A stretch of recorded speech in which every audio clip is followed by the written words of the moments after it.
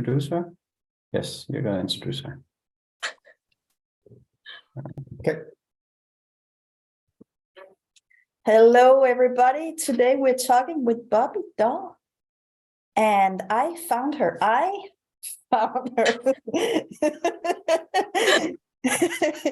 Instagram, and she's called The Well-Led Life.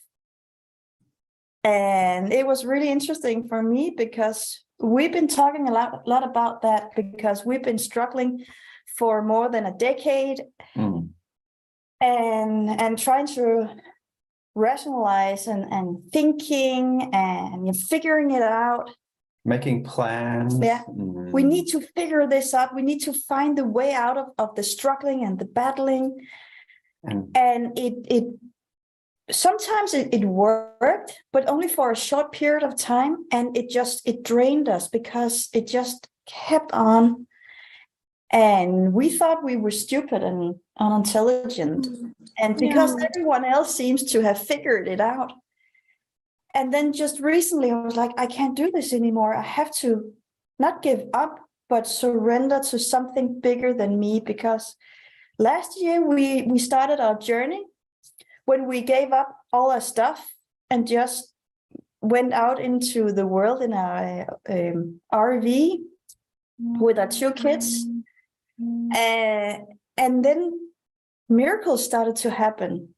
Just places for us to stay were like provided, and the people we met were so kind and loving towards us. And what they all have in common is they believe, they have faith, they have surrendered themselves to God in one way or another. So it's the same thing they're doing, but maybe they don't know it yet. But that's what's happening. So we're on that path right now. We need to let go and let God let God take over. Yeah. I have goosebumps just listening to you. And I think it's so admirable that you took that leap of faith, because I can't imagine what a leap of faith that must have been, to say, okay, well, we're just going to let go of everything and we're going to try this, right? Yeah. And surrender is really, as I listen to you talk and you say, for a decade of struggling and trying and thinking our way out of it and planning. And certainly we need to think and we need to plan to some extent. But when we forget and we try to run ahead of God to do all of those things without accounting for his plans and what he may have for us, I think we find that that's when we're not bearing fruit and we feel like we're swimming upstream. That's kind of the way that I felt, that you're swimming upstream and it's such a struggle and you're thinking, like, life shouldn't be this hard. Yeah.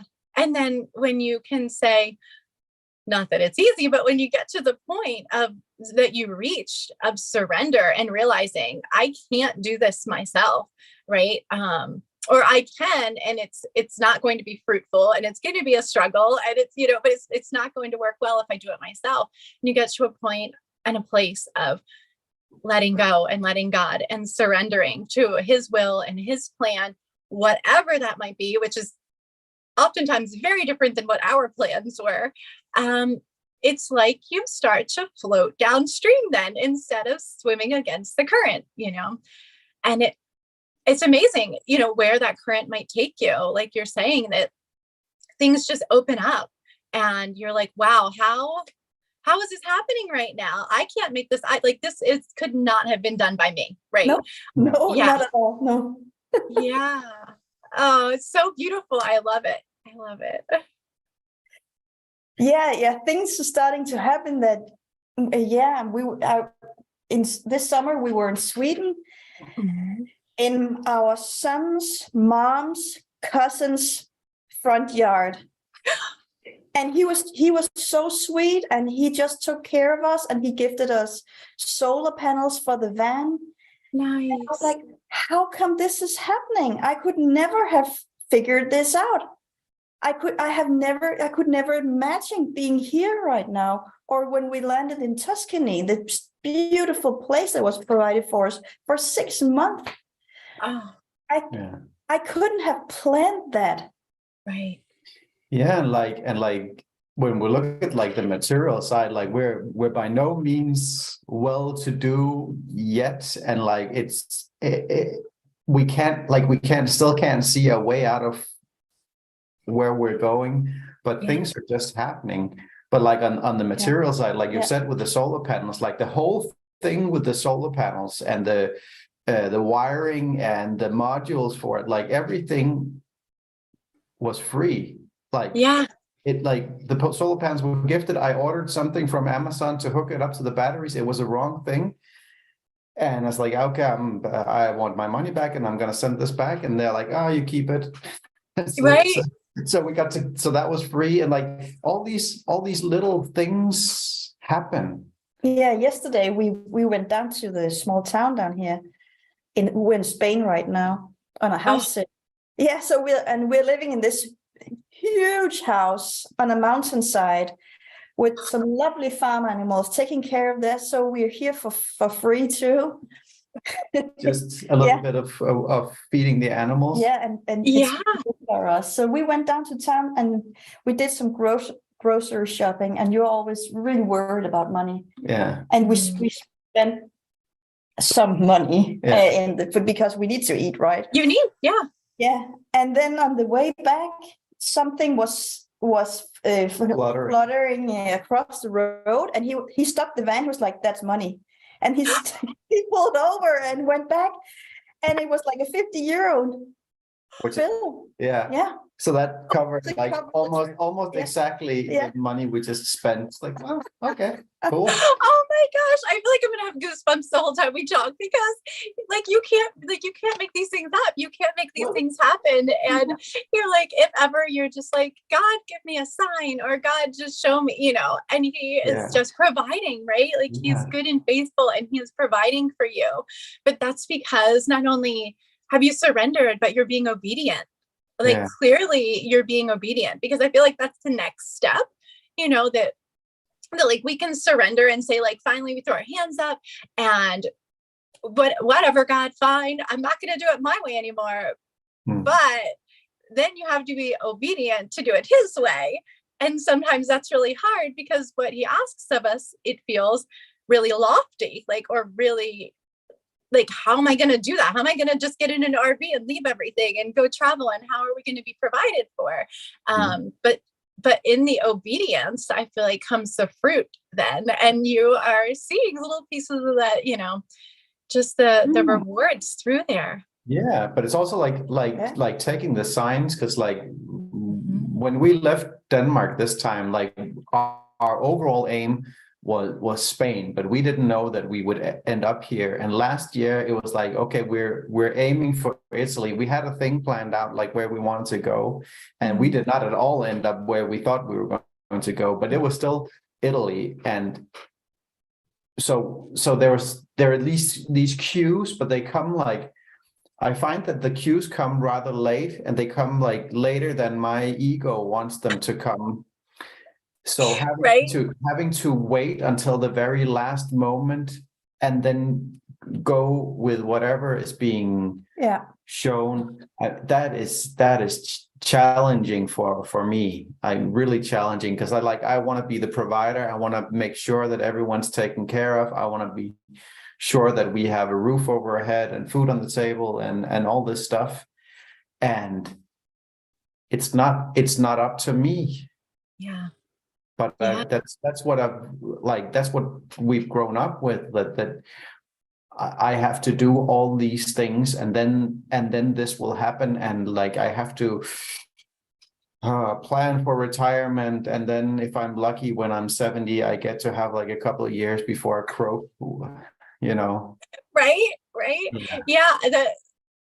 You're so speaking my language. And it is, I'm right there with you. Like, I'm a type A personality, and for a decade before this, I was a professional organizer and time management consultant. So if that tells you anything about my personality, the fact that I go from that kind of, control, like we want to be in control and think that we're in control, and having it planned, to getting to the point going like, okay, God, I woke up today. What are we doing? where are we at? Where do you want me to go? Like it is such, and it's a constant renewing of your mind and a constant, surrendering and just being that obedient. Like, I think that as you learn and you see that he has you, like you're seeing that he has you, when he asks those last minute things, your plans are going to shift and change.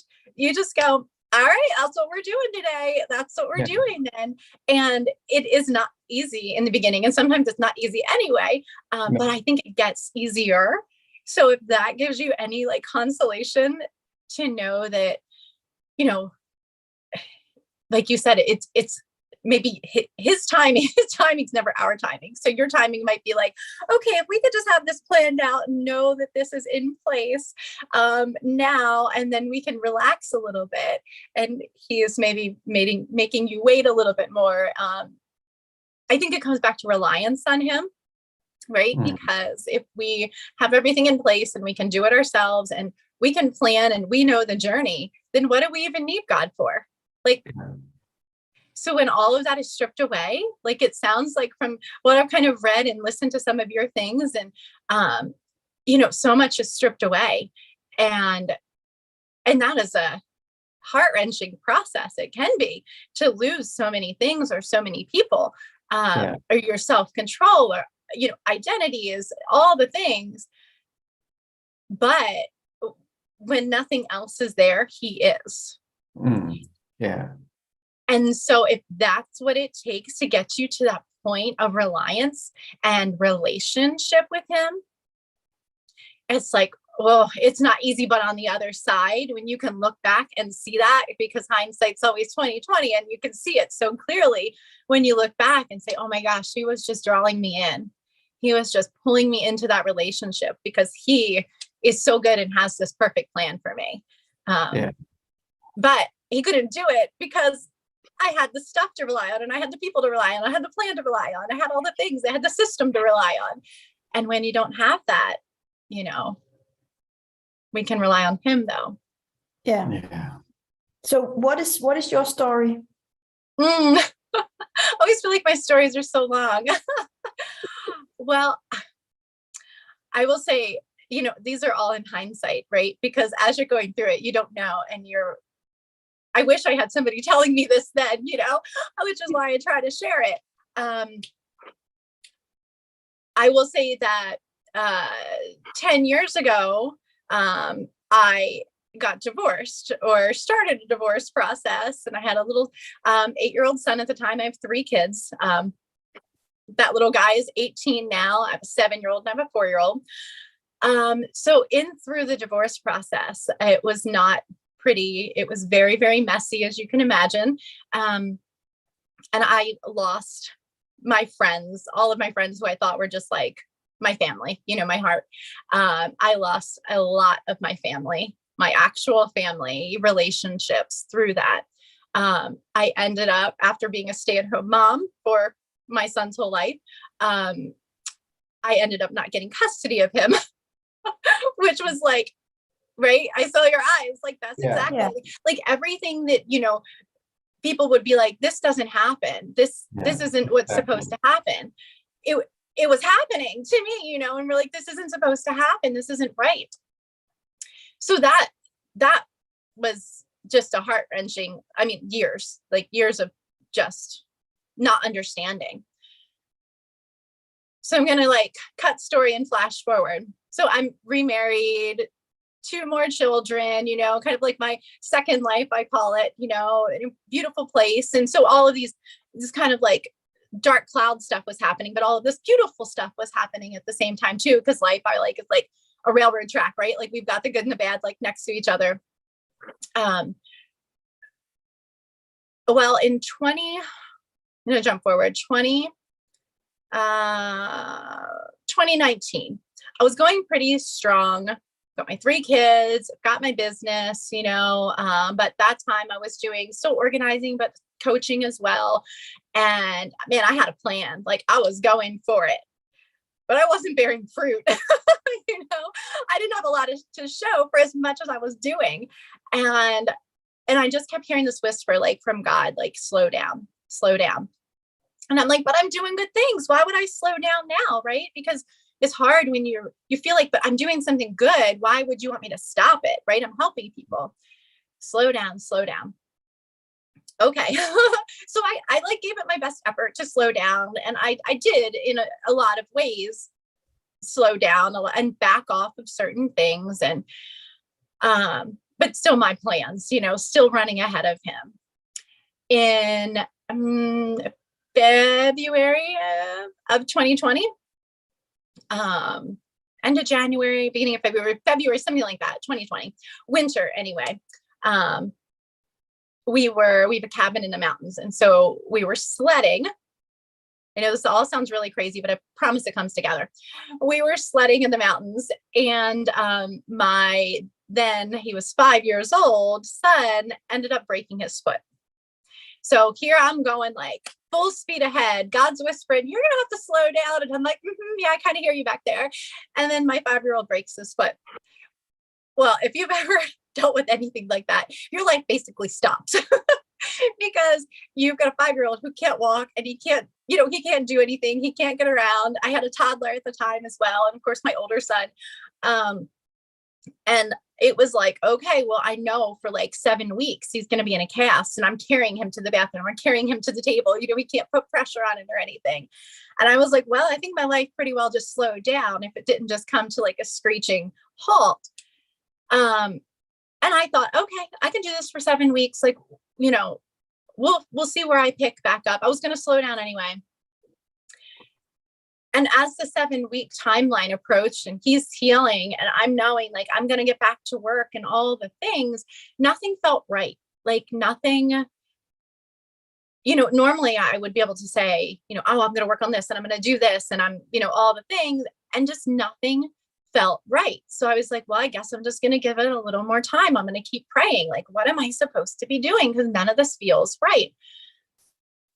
So I'm praying and my life is starting to like spin out of control in other ways. We had a lot of emotional things with my son after breaking his foot. I don't know if you know what an HSP is. I know you do some emotional work, so energy work and things, but he's highly sensitive. I'm highly sensitive. Didn't know that until this time period, though. It's all started to come out with this traumatic incident.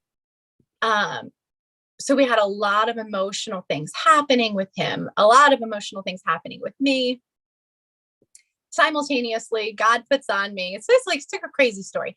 God puts on my heart so strongly that my dad, who I hadn't talked to for 5 years because of that whole divorce thing that got really messy, I needed to forgive my dad. I needed to come to a place of forgiveness, which was out of like left field. But it was there so strongly, I couldn't deny that. So I spent lots of time, doing the work and being in prayer around forgiveness and trying to heal emotionally and just come to that place where I felt like, whether I have a relationship or not, that I have forgiveness. So it was a lot of emotional things going on. I'll spare you all the details. It's actually on my website. The whole story's on my website, but I'll spare you all the other details. So a lot of things are happening that year, but it got to this point where I was like, every day something else like crazy would happen. And I'm trying to like work my way out of it. And I don't know what to do. And nothing seems right. And nothing feels right. And I kept feeling like, but why am I I felt alone. You could be surrounded by people, but you feel so alone on the inside. Like, why do I feel so alone? And God just kept telling me, like, you're not alone. I'm here. Like, I am here. I am here. So I just drew so close to him, like so close. I was like, this is all I can do. I literally am just going to sit around praying. I stopped working with clients. I stopped being on social media. I just stopped so many things. I stopped like, trying to show up in the way that I thought I was supposed to show up, that because it's the world's way, like what the world was expecting of me, and started to surrender. And I say started to because it was a process. It wasn't like an overnight, like I wish it was, started to say, well, okay, God, this is where you have me for a reason. Like, show me what to do next. Just lead me to the point where, like I said, I'd get up in the morning and I'd be like, it doesn't matter what comes my way today because you're in charge. So just, what are we doing today, God? Every day. What are we doing today, God? And then comes like, the obedience. Okay. Well, I don't want to do that today. That doesn't sound like a good plan, but because maybe it sounds hard or unrealistic in my world, right? In my mind. Then you go through the obedience. All right, God, what are we doing today? And I'm actually going to do it. I'm actually going to do it. Which was a lot of the letting go of things. The year kept getting worse, quite honestly. It as much as I was surrendering, and I don't know that I don't know how I would have even functioned had I not been in a place of surrender and just in a place of like, God's got this and I have hope in him, because I don't have hope in anything else that's going on, but I can have hope in him. Something's going to happen, but I don't know what, I don't know when. So we're just going to wake up every day and just be obedient. The year got worse. I did end up coming to a place of forgiveness with my dad. I never did end up reconnecting. I attempted, but it didn't work out really nicely. So like things don't always work the way that we think that they should. He ended up passing away. He passed away in December.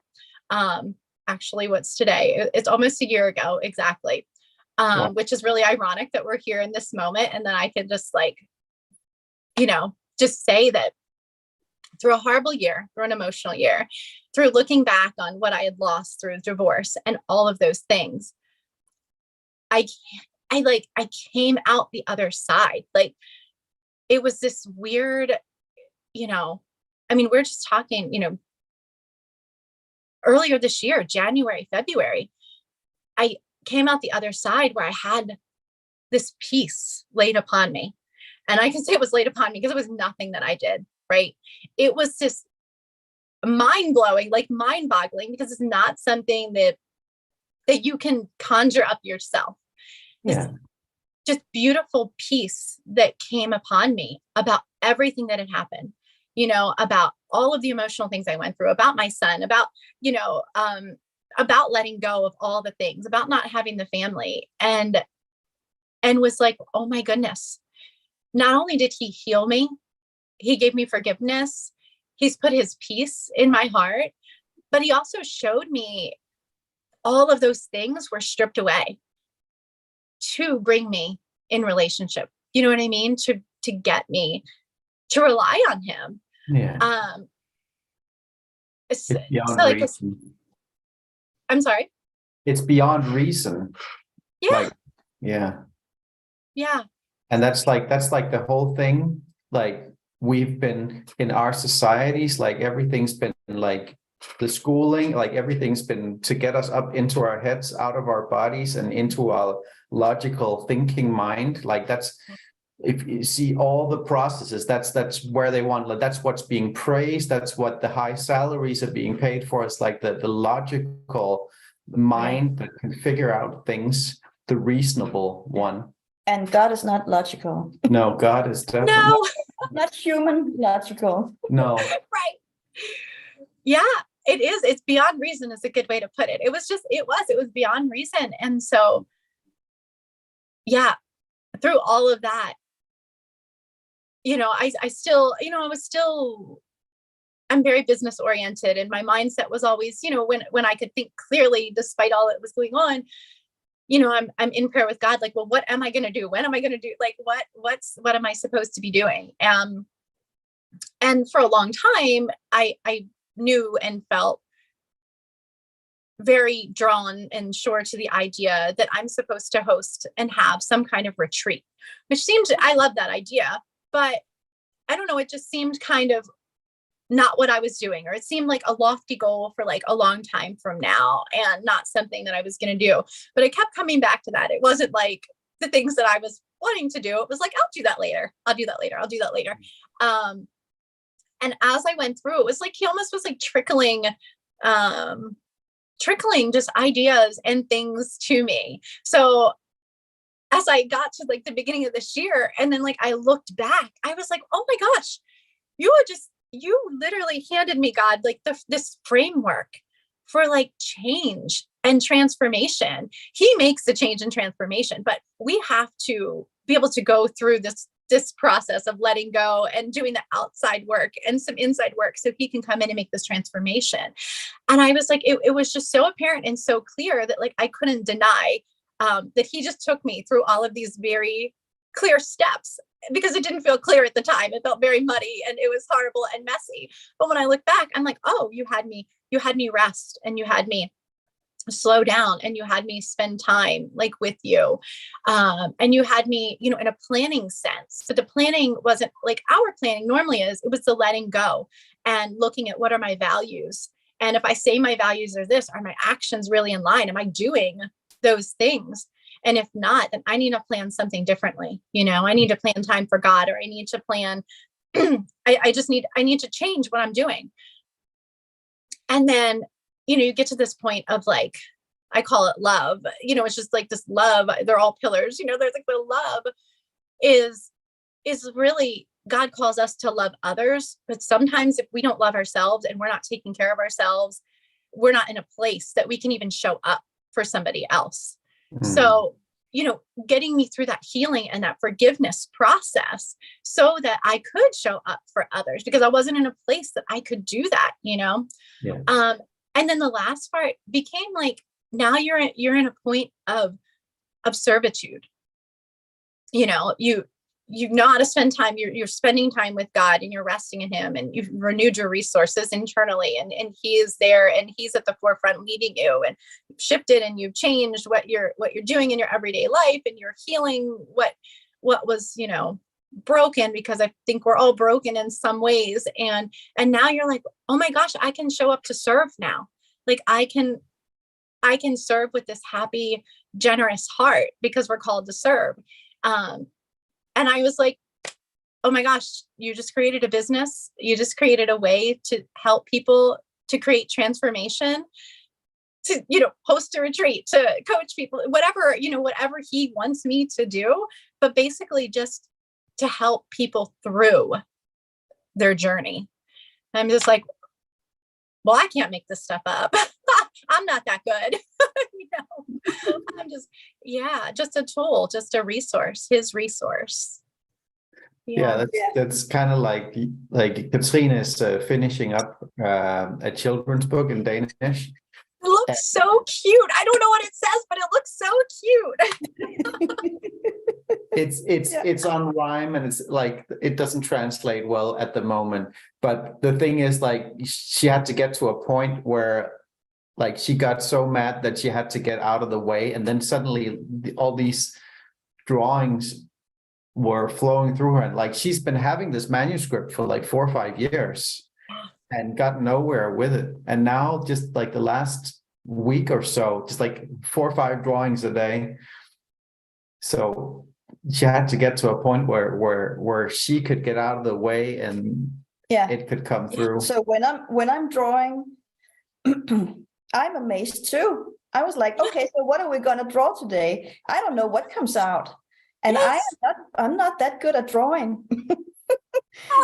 But something comes out and I love it. I was like, this is great. I love that, because he's just working through you. And that's where that flow comes in. Like when he is working through you, you can, like I used to retreat because it seems so lofty of an idea that you're like, I don't know how I'm going to do that. And I don't, and when I got to the point where I was like, okay, my times that I get to be in the office or time to focus on it. All right, God, what do you want me to do? Like, I literally, that's just where we are. Show me what to do next. What is important today to make this a reality for you? Yeah. And undoubtedly every time here's inspiration and this is what we're doing, and it flows and it works. And you're like, well, if God's in control of this, I know it's going to work. Just like your book, like it's totally going to work, because if this is something that's led and he was in control of, and this is, we're just the messenger, like he's going to figure out a way to make that work. Right. Yeah. Yeah. And a lot of things in my book, I wrote it 4 or 5 years ago, or it came to me quite easily. I just wrote the words, and it speaks very much into the things we have been through and still going through as a collective the past years. And I had no idea, but because my book is about farts, right? I thought maybe from the picture. But the drawings that came out and the text to it, it's very much what we've been going through. Yeah, and that was like what, 3 years before the thing. Yeah. So if anybody's watching, just ask if you have any questions for Bobbie. Just ask in the chat, and we'll get to them somewhere down the line. Yeah. Thank you. So, so a couple of hours ago, we sat outside and we started talking about things, and I had an epiphany.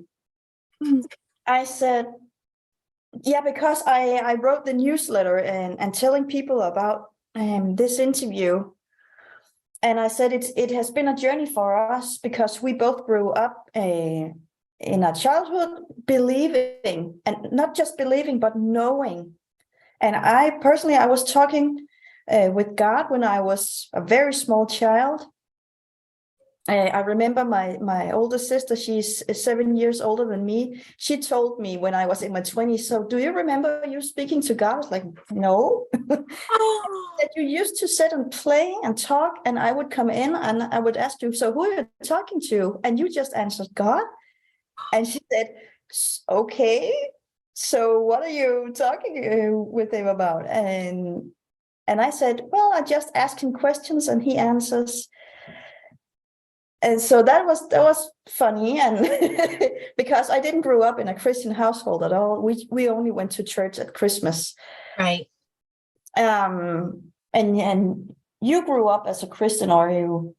Well, kind of. You were my mom. family. My mom is Christian and grew up in a quite strict household. Yeah. But so we grew up, we knew, and then when we got to our teenage years, you ditched all the Christianity. Mm-hmm. And went through a lot of different things. Communism and stuff. Yeah. Yes. So it's been a journey. Everywhere. Like I've been as far left as you can get, and now people would say I'm as far right as you can get. Well, but what is happening in the teenage years is that you get confused, because then something happens in your brain, and then you open up more. I don't know if you open up more to the world, or you're more conscious about what is going on in the world, and you want to be right.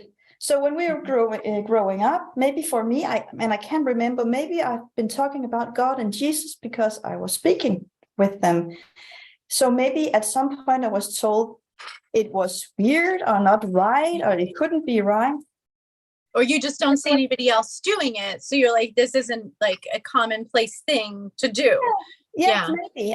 But I can't remember. So when we're reaching the teenage years, we get bombarded with all the how you should be, and how you should be, and dress and talk, and what kinds of friends you need to have, and what kind of music you need to have and need to listen to, and music, and for that other people to like you and want to be with you.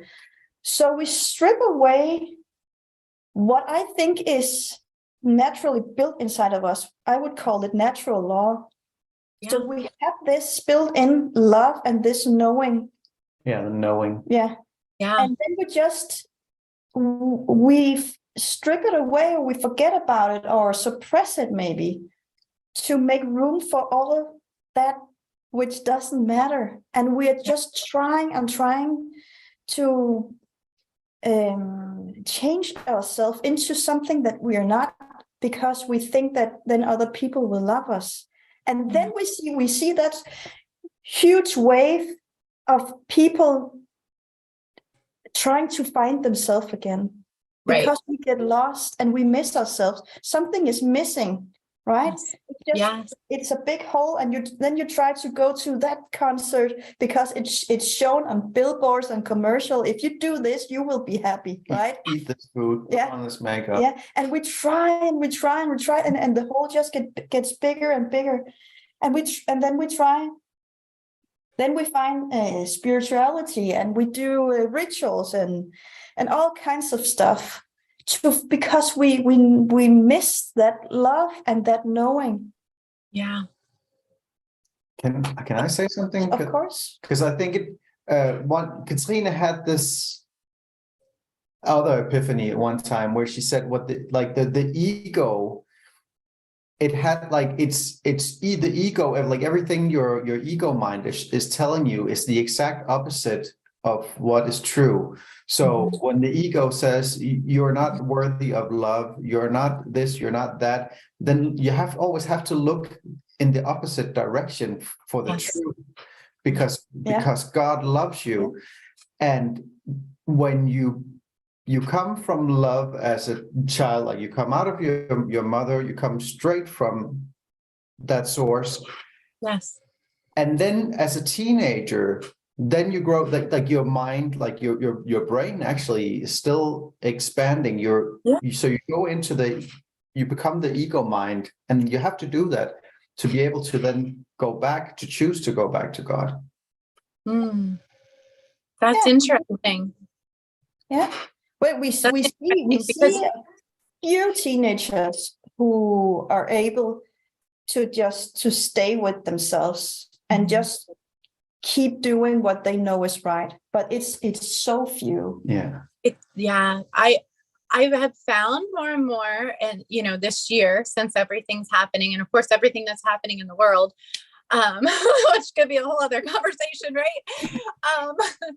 I just found like the more that you know the truth, the more you see the lies, right? And so the enemy is constantly telling us lies. And it's exactly what you said, that what you're saying, like you're calling like the ego, I think of as like the enemy. And so when you hear anything negative, whether it's out or, a lot of times it's coming from within, like you said, you're not worthy, you're not lovable, you're not enough, you're not fill in the blank, right? You're not cool enough, you're not smart enough, you're not pretty enough, blah, blah, blah, blah, all those things. And then you're like, that's not God's word. That's not the truth, because the truth tells me that I am loved and I am worthy, and and I don't have to do anything to earn that, right? But that's not the world's ways. I feel like, you can't make money on that, right? People, the world, you, I mean, honestly, all of these things are propelled, I feel like, by the love of, it's like money, because you can't sell the latest, clothing or the latest music or the latest anything if people don't put value on that, right? So if we make sure that everybody is bad, and I'm saying that all of those things are bad, I'm just saying it's the value that we're placing on them. If we are putting our worth and our value into the stuff, right? And we let the stuff control us and control our minds and everything. That's what becomes bad, right? Like I can like music and I can think clothes are pretty or, whatever. But if I think that like I'm not worthy and valuable because I don't have the stuff, or I don't have the fill in the blank, whatever it is that's cool. I don't know, because I'm not that cool. So I don't even know. Like that's where we find like this huge problem. And really, when you get to the heart of it, so many things that are wrong, I feel like are propelled by money. Again, not a bad thing, but it's what we're doing with it. Got industries preaching to our children that this is what you need to have, and this is who you need to be, and this is how you need to do it.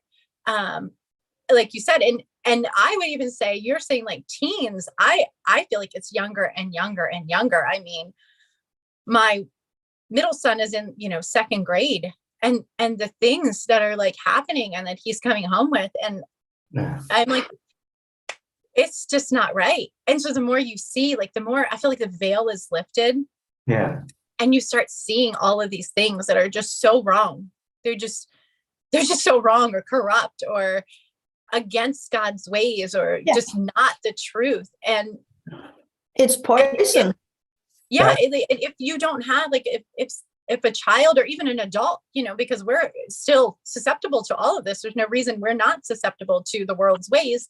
You know, if you don't have somebody who can breathe life into you and guide you or offer you this other way, you know, God's ways, then, oh my goodness, like it's just it's just a sad reality I feel like that we're in. Yeah. Yeah, it's like we've been digging a lot into like the history and like how the world actually used to look. You look at old pictures of all over the world, like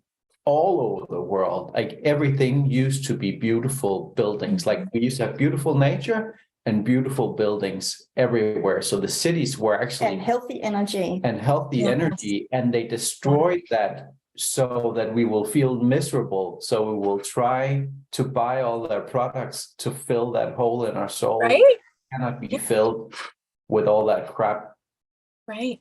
Yeah. So yeah, I'm getting to this place of like, just feeling like I'm just like telling everybody, like, we need to get away from the world's ways, like the world's ways. It's the world. Like, it's not the way, like, it's not the way that we're supposed to be. And so just learning how to step away from the world's ways and having a community of people who are supporting you in that.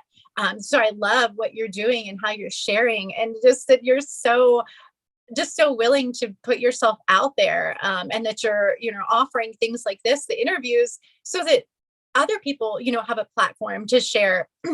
And when somebody feels lost and they're looking for something, they come across this, or they come across, you know, the truth. Just what a value that you can offer. And I don't know, what a transformation that can come from that. I just think it's such a necessity that we speak, and we speak louder. You know what I mean? We're speaking louder and longer than the world is, you know? Yeah. So I feel like it's been my soapbox lately. Yeah. Yeah. Yeah. Yeah, it is. It's getting both out of your own way, but us also getting out of the world's way, the fake world's way. Because it's all about in the future. You need to do this so that this can happen, so that more people will like you and you can be a star and shine, and you know. And you see that on t-shirts for like toddlers. You can change the world. You can be a superstar. You can and it's just too much pressure, right? It is. So it's all about coming into the now, just right now. So we're not busy, but because when we're doing that, we're removing ourselves from life. So just being still and doing what needs to be doing. Right now we have some farm animals here and they need to be fed. So what else can I do today? Oh, I need to write this newsletter to the people to tell them that we are doing this, so maybe they can get some help and guidance here. I need to go for a walk with my daughter so she knows I'm here. I need to make dinner and I need to take care of myself, right?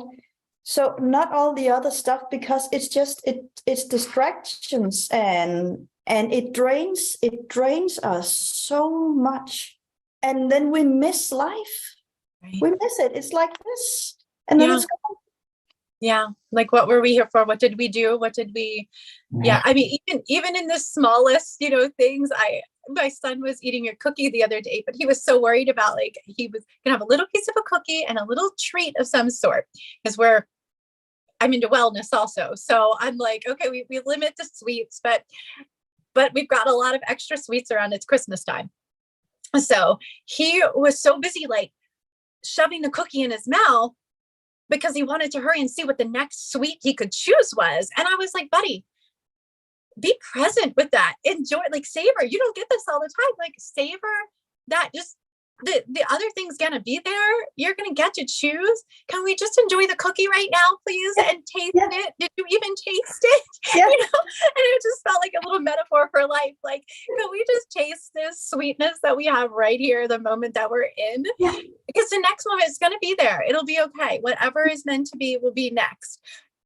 But let's like be present right here. Yeah. Yeah.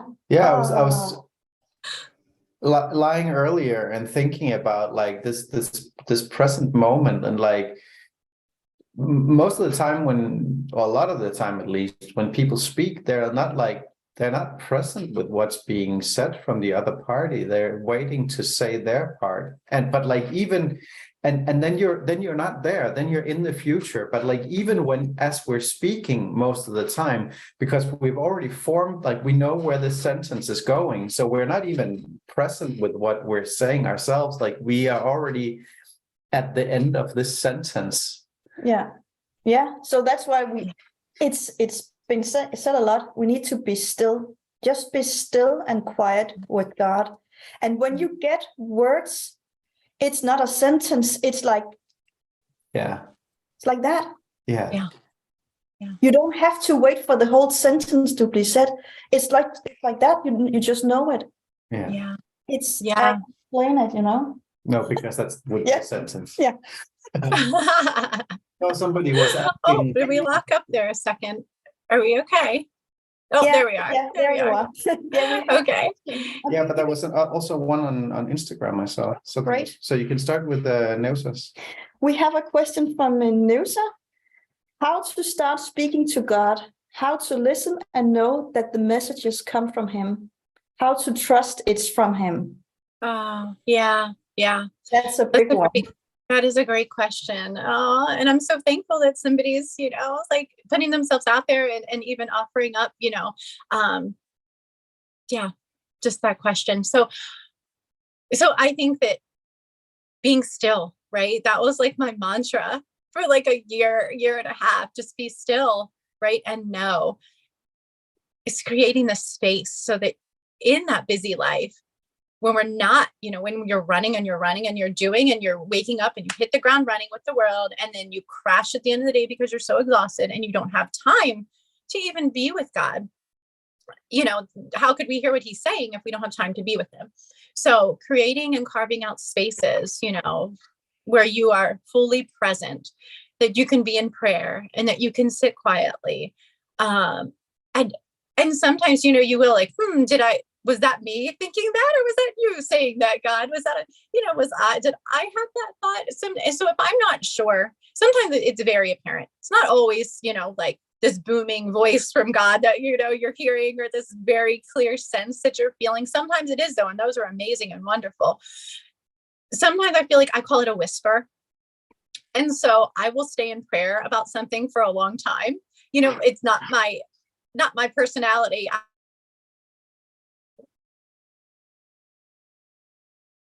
Something. Oh, yeah. Oh, I'm sorry. So it's not my personality to want to sit with something and to want to pray on it over and over until I really feel confident that yes, this is what He is whispering to me. This isn't something that I heard from the world. This isn't something that I'm just like conjuring up because I think it's gonna, get me what I want or whatever. So I will come back to that if I feel it, and I'll journal. It's really interesting that as you're journaling, sometimes you'll look back and say, oh my goodness, God did answer this prayer. This is what He's been speaking to me. And I see this common thread over and over. And although I wasn't necessarily picking up on it, here it is, and I feel like you can be, we're not necessarily, it was 100%, but you can feel like, wow, I feel really, really good about being led, that He is leading me in this direction. Because each time I sit down with Him, or I'm praying to Him, or I'm asking for Him for direction, I feel this nudge in this area. And the other good part, that God is so good, He is going to make right your efforts. I feel like, if you're really like, I really feel like I have sat with Him, I have been prayerful about this, and this just feels like what He wants me to do. And I'm doing it from that point of view, I feel like he's going to use it. Like whatever I'm doing, he's going to use. So, and he's going to use it for his good. So even if I get things a little wrong, right? And I'm like, oh, I thought this is where you were leading me. He'll redirect me. He'll redirect you. Something will happen and you'll be like, oh, oops, okay, well, that was fun, but okay, I get it. I'm back on track now. Or he's going to make it work for his good, because I feel like when we have those good intentions, like he knows what we're thinking and what we're trying to do. And if we're doing something that's like self-motivated. So I don't know, hopefully that answers that, just that continuous whisper that you'll feel from him, and that pull that you'll feel from him. But you got to be still, you got to be present with him. Yeah. Yeah. And for me, I have been doubting too a lot. Mm-hmm. Especially the past 2 years, not 2020, because that was what happened was something that I've been waiting for without knowing what it was. And I can see a lot of other people feel the same way. But the years after, I started doubting a lot, because suddenly I could see the evil. Mm-hmm. So I had a hard time connecting to God, and it felt like something else wanted to tell me lies. Mm-hmm. Like when I tried to connect to Jesus, and it has been really easy for me before that, he would say the most horrible things to me. It would be like, hvad hedder det? Sådan helt perverst. Yeah, perverted. Mm-hmm. And then I just stopped. I stopped connecting, because I was like, I know this is not right. Okay. Right. So I'm not gonna feed it. So I was just being still without trying to connect. Yeah. Yeah. I like that. That's a beautiful point, that you can just be still, and you can, we're always trying, right? We're trying, but in the being still and just sitting there and just knowing that he's going to show up and he's going to be present, and he will be.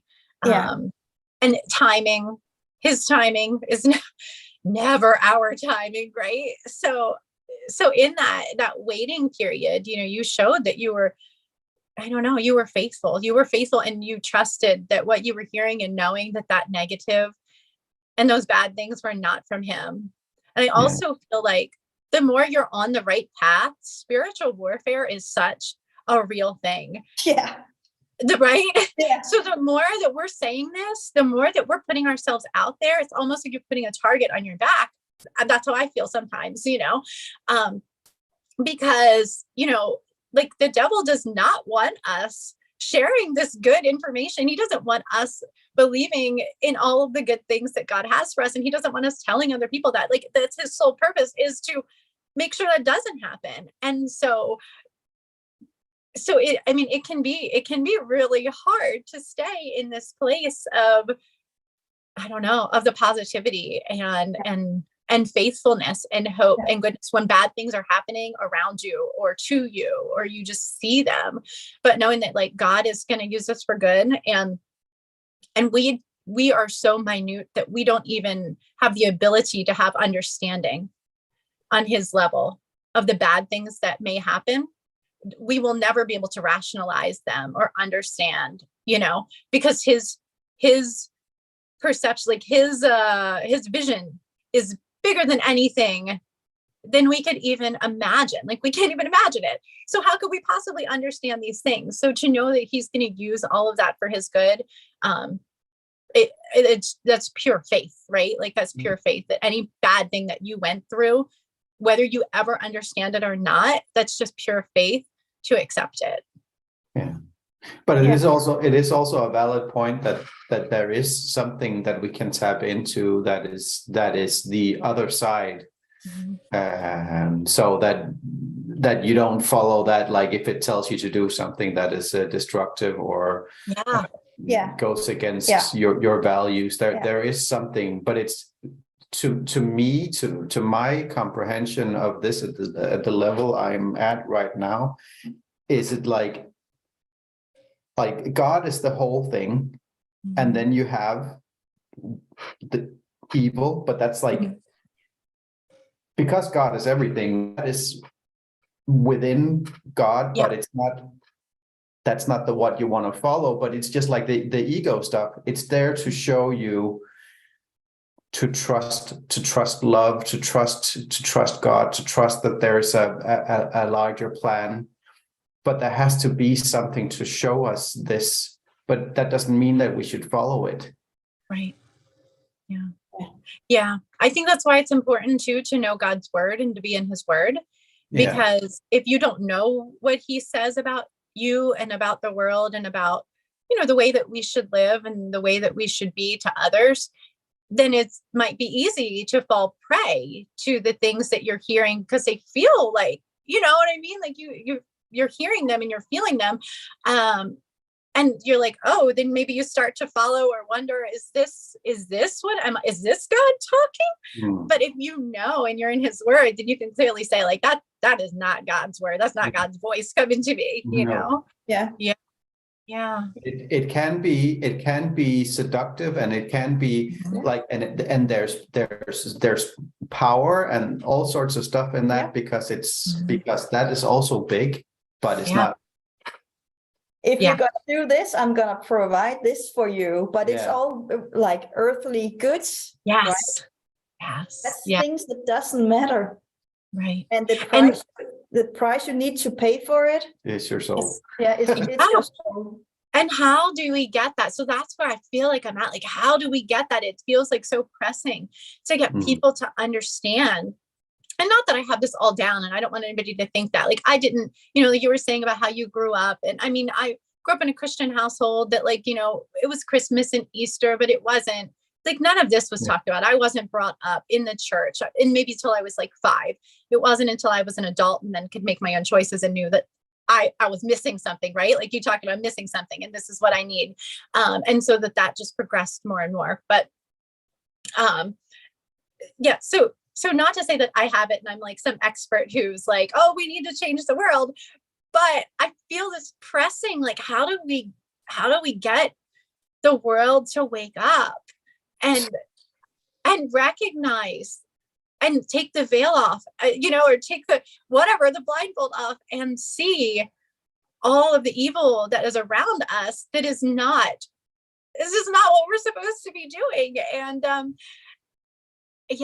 and I guess it's one conversation at a time, right? I guess maybe that's where I'm at. That's why you don't see me on social a lot, because I really struggle with this whole platform. It's very frustrating to me with all of the things that you can or can't see, say, whatever. So I'm like at the point where I just feel like this is such an important message. You're saving souls, right? You're saving souls by pointing people to Jesus. So, but I go back to like Jesus did this like one conversation at a time, right? And then he told people, and then they told people. And so I'm like, okay, I'm just, even though this feels so huge and so pressing, we're just going to have a conversation. I'm going to have one conversation at a time. And just, I pray that it trickles, right? But it does. Like, I know we have already won. Yeah. I know, but when I'm here on this level in this physical body, then I tend to forget. And then I get scared and all this stuff. But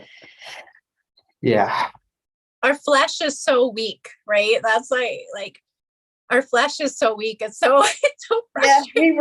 We react to everything, right? We can watch a cartoon and we just start crying, and we know it's not real. It's drawings, right? It's not real, and then it reacts. It triggers us, and I think that's on purpose. So a lot of the evil is disguising itself as love. But the built-in laws that we have, the natural law says, do not hurt others and do not hurt yourself. So that's when we know who is speaking. Yeah. The evil wants us to deliberately hurt each other to deserve love or Right. hurt ourselves. Yeah. Right now, as we speak, it's so. Oh, I get so angry and so sad. And sometimes when I see it in Denmark, where we're from right now, they have just cancelled a major holiday. A major holiday called the Great Day of Praying. And they used to have like so many different like small holidays that hundreds of years ago, and then they congregated all that into one day of prayer, and now they canceled that too, because everybody needs to like chip in and go to work so we can pay more money to the military. So that is not love speaking, right? That's very clear. It's to hurt other people. Right. And hurt yourself too at the same time. Yeah. It's crazy. But it's disguised as love, like we need to do this together, all in one, blah, blah, blah. Yeah. No. And it's not. It's right there. Yeah. Yeah. When you can begin to see motives, it changes things. It changes you, doesn't it? It changes. Yeah. And it for me, it also it takes courage just to mention God and not call it the universe, because we've been taught that that God is something just you can laugh up. It's not real. You can't, because you cannot rationalize. Should it be like a big man in the sky? He doesn't exist, and it's just I don't know. And then people who believes, they are less intelligent. If you believe in that, then you're stupid, because where's the evidence? Right. Well, the evidence is right here. Show me the statistics. Yeah. Right.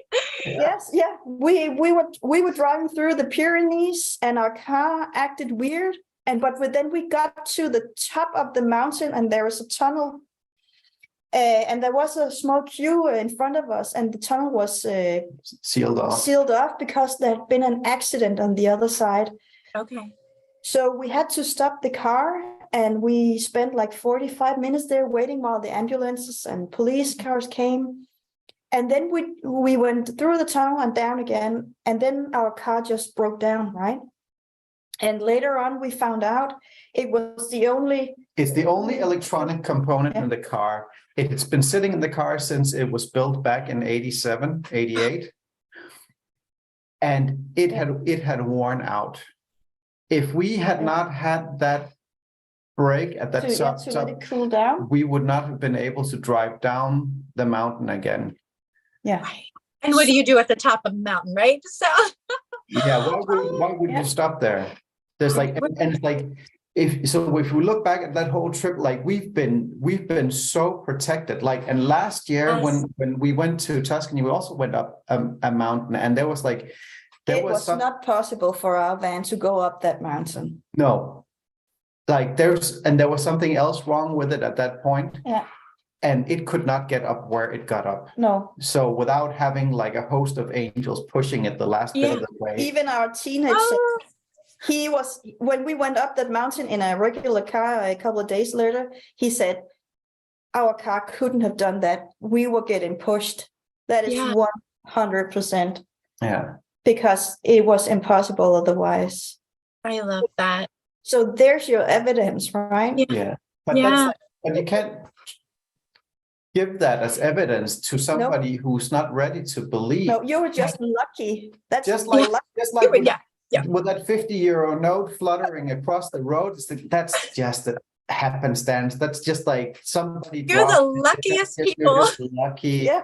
But it's like, no, that's like nobody was there. It was out in the middle of nowhere. Yeah. But in Danish, luck, it means the whole of you. So when you're complete, you're whole. Yeah. Heldig, helt dig, whole you. Yeah. Yeah. And So that's what love means. So I would say that us being whole is us being in God, right? Like that. yeah. That is interesting. Yeah.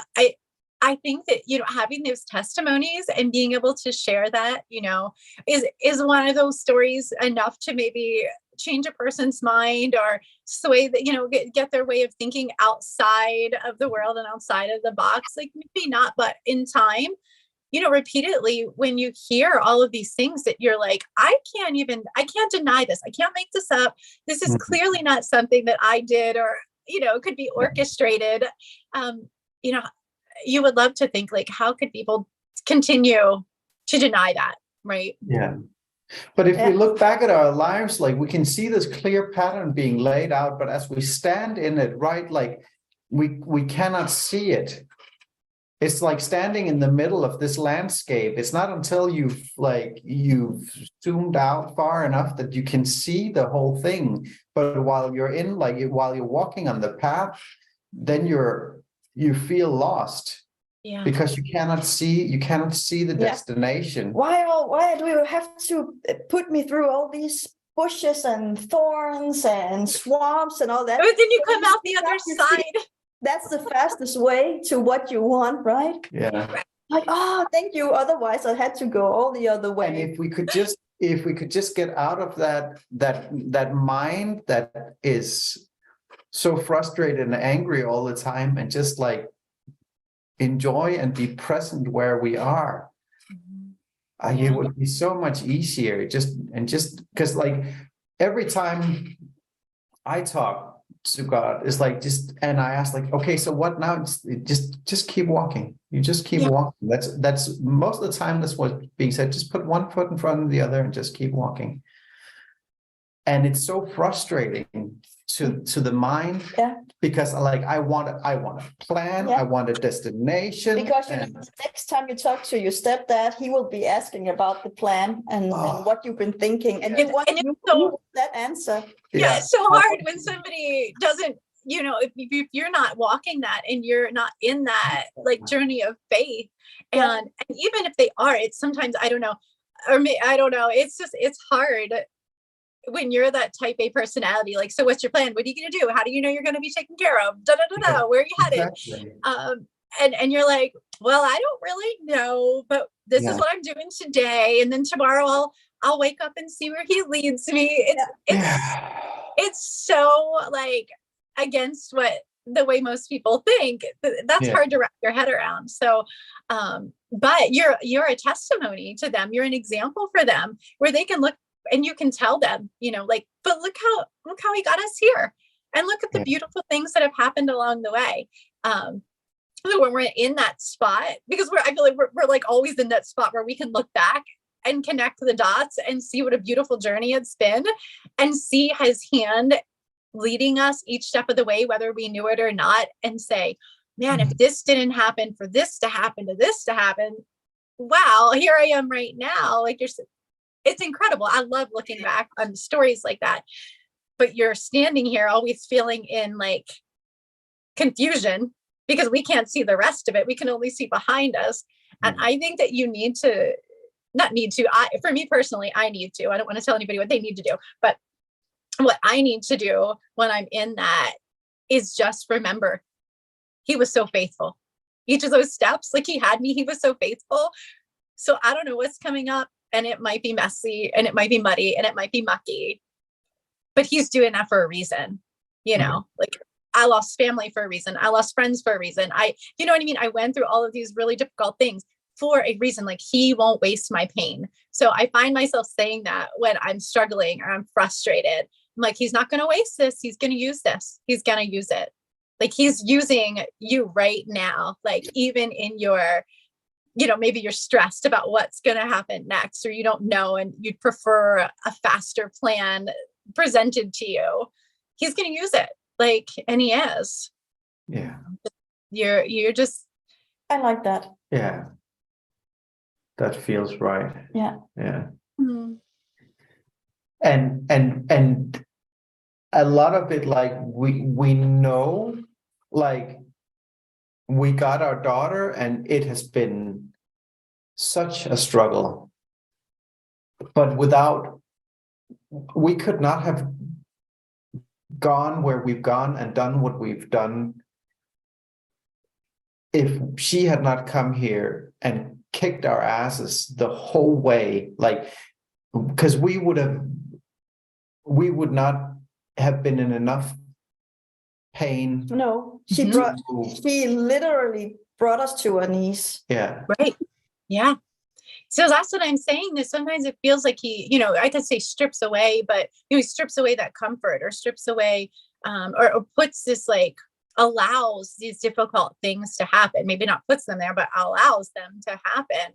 Yeah. Because it brings you to your knees, right? And if you're still trying to do everything on your own, you're not where you're supposed to be, Yeah. And the same thing with your divorce, and I'm assuming here with having your son taken away and all these things, like, you would not have been able to, like, you would have not gone there on your own. No. I'm assuming. No. Oh no, not at all. Which is why I can look back on it and I could almost say I'm thankful for everything that happened, which sounds absurd because it was horrible things that happened, Yeah. I mean, not to say I had like part-time custody of my son, but it's not the same. I mean, you're a mom all of the time. And then all of a sudden now you just get to be a mom, present part of the time, like, bizarre. But to say that if that's what it took to get me in this relationship with God, so that my future and my children's future are better because of it. He could have left me the way that I was. He could have let me have, full custody and let my family still be with me after the divorce, and friends not have, parted ways. But he wouldn't have grown. Oh, I'm so sorry. He wouldn't have grown me, right? He wouldn't be able to use me. And I'd be in my little comfortable, at least my quote, comfortable life, but I wouldn't be living in this abundance, and I wouldn't bear his fruit, right? So to say all of those things that were just horrible to go through, they were like necessary to get me to this point, to know him, to love him, to trust him, to follow him, right? And just to be with him and know that I'm his child.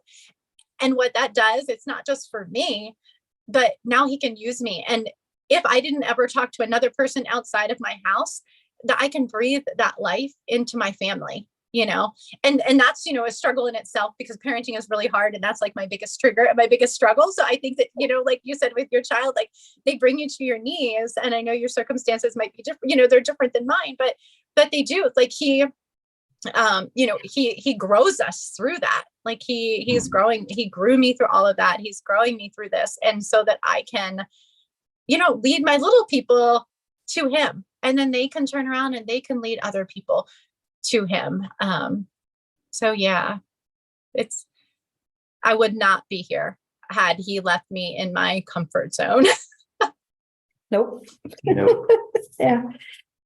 No, it's been more than an hour, and I could talk all day with you. Yes. When we're going to the US, we come visit you. You should totally. And I know that you know Sarah, and we live like maybe an hour apart. We're in the same county, but we live. It's a big county, so we live like an hour apart. So I know I had seen your thing with her, and I was like, oh my gosh, if you guys ever come, we all have to hang out. So that's the dream. That's the dream for me. US, it feels like home to me, and I've never been there, and I have resented it, and now I'm like, I need to go there because that's my home. So I said, if you want me to go there, you need to provide me, like, give me the trip and a place to stay, and I will go. Yes. And if that's his plan, he will provide, and it will be in like those amazing, bizarre little ways. It will be so exciting to watch your journey and to meet you and give you a hug here. And we'll be like, remember that conversation we had? And let's like connect all the dots. That's so exciting. It's so exciting. Yeah. Is there anything you want to say before we wave off? No, I'm just so thankful for both of you. I'm thankful for this opportunity and just to share and to speak with like minds. And I'm grateful for what you're doing and what you're doing in the space. And I just want to encourage you to just keep going. Just keep going and keep being well led, right?